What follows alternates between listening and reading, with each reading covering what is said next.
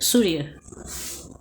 सूर्य हिंदी साहित्याकाश के वह सूर्य हैं जो या वह नक्षत्र हैं जो अकेले ही पूरे आकाश को प्रकाशित करने की क्षमता रखते हैं। अर्थात सूर्य जो है वह सूर्य के समान दैदीप्यमान है, चमकदार हैं। ये पूरे साहित्य गगन को प्रकाशित करते हैं। मूलतः सूर्य जो है वो सगुण भक्ति शाखा के कृष्ण भक्त कवि हैं। ये वल्लभाचार्य के अष्टछाप के कवियों में सर्वश्रेष्ठ हैं और वल्लभाचार्य की प्रेरणा से ही इन्होंने श्रीमद् भागवत को आधार मान करके कृष्ण की बाल लीलाओं का इतना सजीव और सटीक वर्णन किया है कि मन यह मानने को तैयार नहीं होता है कि ये जन्मांध थे। लगता है कि बाद में जाकर के इनकी दृष्टि जो है वह किसी कारणवश चली गई थी। इनकी रचनाओं में सजीवता है, गेयता है, चित्रात्मकता है। अर्थात इनकी रचना पदों को पढ़ करके हमारे सामने मूर्तिमान श्री कृष्ण या उस उम्र के किसी बालक की छवि उभरती है। इनके पदों को हम गा सकते हैं, इनको किसी भी राग रागिनी में हम बांध सकते हैं, जिसका उदाहरण हम प्रस्तुत पद में देख सकते हैं, जहाँ पर इन्होंने प्रातःकाल कृष्ण को जगाने के लिए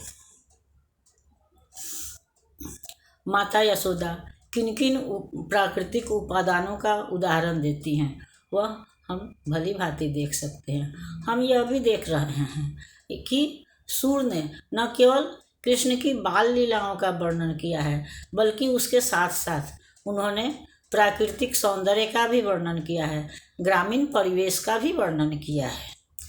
एक तरफ वह जहाँ कहते हैं कि जागिए ब्रजराज कुंवर कमल कुसुम फूले कुमुद वृंद संकुचित भय भृंग लता भूले। अर्थात हे ब्रजराज के कुंवर या ब्रज के कुंवर यानी हे कृष्ण जागिए, क्योंकि कमल के फूल जो है वह खिल चुके हैं और कुमुद वृंद संकुचित हो गए हैं, फूलों पर भौरे जो हैं वह मंडरा रहे हैं। दूसरे शब्दों में हम कह सकते हैं कि माता यशोदा जो है वह कृष्ण को नाना प्राकृतिक उपादानों का उदाहरण देके, जिस तरह से कि साधारणतः सभी माताएं अपने बच्चों को तरह तरह के बातों का उदाहरण देके, प्रलोभन दे करके अपने बच्चों को जगाती हैं कि हाँ सारे बच्चे जग गए, या चिड़िया उड़ रही है, कौवा बोल रहा है या मुर्गा बोल रहा है, इस तरह की बातें कह करके माताएं अपने बच्चों को जगाती हैं। उसी तरह से माता यशोदा भी अपने पुत्र को जगाते हुए कहती हैं कि हे ब्रजराज कुंवर, या अब आप जागिए क्योंकि सुबह हो चुका है, कमल के पुष्प खिल चुके हैं और कुमुदनी संकुचित हो गई है, क्योंकि कुमुदनी जो है वह चांदनी रात में या चांद के समक्ष खिलती है। तो चांद चूँकि डूबने जा रहा है, अस्ताचल की ओर जा रहा है, इसलिए कुमुदनी अब संकुचित हो गई है और कमल जो कि सूर्य के प्रकाश में प्रस्फुटित होता है वह कमल अब खिल गया है और उस पे भौरे जो हैं वह मंडराने लगे हैं। तमचुर खगरोड़ सुनहु बोलत बनराई, राम भती गो खरी कनी में बछड़ा हित धाई। तमचुर का मतलब मुर्गा है, तो रोड़ स्वर है, तो तुम मुर्गे की आवाज़ सुनो, देखो मुर्गा बोल रहा है।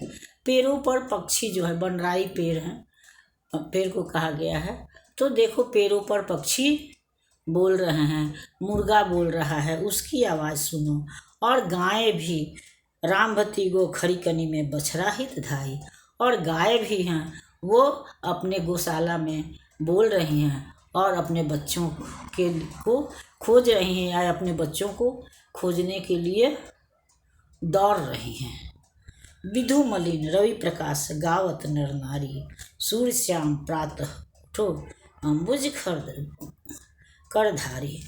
तो सूर्य के उगने से क्या हुआ है कि चंद्रमा जो है वह मलिन हो गया है, चंद्रमा जो है धीमा पड़ गया है और सूर्य का प्रकाश जो है वह तेज हो गया है। और चूंकि सूर्योदय हो गया है इसलिए सारे स्त्री पुरुष पक्षी पशु पक्षी चिड़िया वगैरह सभी जो हैं वह जग गए हैं। इसलिए हे पुत्र या हे ब्रज राजकुमार आप जगिए। सूरदास भी माता यशोदा के साथ साथ कृष्ण की अभ्यर्थना करते हुए कहते हैं कि हे ब्रज राजकुमार, वह ब्रज राजकुमार जिनके हाथों में कमल का पुष्प है। ऐसे भी हम जानते हैं कि कृष्ण के हाथों में मुरली तो है ही, उसके अलावा उनके हाथ में शंख भी है, चक्र भी है, पद्म भी है, गदा भी है। तो सूर जो हैं वह कृष्ण के उस रूप की अभ्यर्थना करते हुए कहते हैं कि हे कमल के पुष्प को हाथों में रखने वाले कृष्ण अब जागिए, क्योंकि सुबह हो गई है। प्रकृति का कण जो है वह चंचल हो चुका है, कार्यरत हो चुका है, चलायमान हो चुका है। तो इसलिए अब आप भी जग जाइए। तो यहाँ हम यह भी देखते हैं कि एक तरफ जहाँ उन्होंने सोते हुए बच्चे को माँ किस तरह से जगाती है, अगर उसका सजीव वर्णन किया है, सजीव चित्रण किया है, तो उन्होंने प्रकृति का भी सजीव चित्रण किया है कि सूर्य के उगने से जो है वह कमल खिल जाता है। हम गांव में एक आसपास कुआं तालाब वगैरह में सूर्योदय का दृश्य देखते हैं, नदी के किनारे सूर्योदय का दृश्य देखते हैं तो हमको कैसा दिखाई पड़ेगा।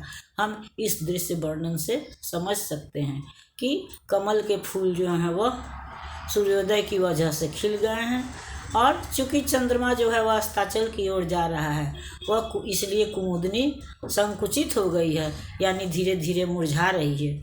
कमल के फूल पर जो है वह भौरे मंडरा रहे हैं, मुर्गा बोल रहा है, पेड़ों पर चिड़ियाँ बोल रही हैं, गायें जो हैं वह अपने बच्चों के तरफ दौड़ रही हैं या अपने बछड़ों को खोज रही हैं। कहने का मतलब कि पूरी सृष्टि जो है वह सूर्योदय के साथ कार्यरत हो गई है, चंचल हो गई है। इसलिए अब आप भी जग जाइए। चंद्रमा मलिन हो गया है, सूर्य प्रकाशमान हो गया है। इसलिए हे ब्रज राजकुमार आप भी जग जाइए।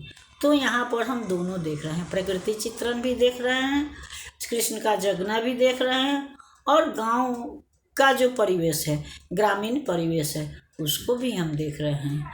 क्योंकि शहरी परिवेश में मुर्गा और चिड़िया तो आसानी से नहीं देखने को मिलेंगे, लेकिन ग्रामीण परिवेश में आज भी मुर्गा बोलते हैं, चिड़िया उड़ती है, या गाय भैंस जो है वो गाय अपने बच्चों को खोजती हैं, उनसे मिलने को दौड़ती हैं, या माताएं अपने बच्चों को जगाती हैं। तो ये सारे दृश्य और यह सजीवात्मकता जो है वह सूर्य की सफलता को परिभाषित करता है और प्रमाणित करता है।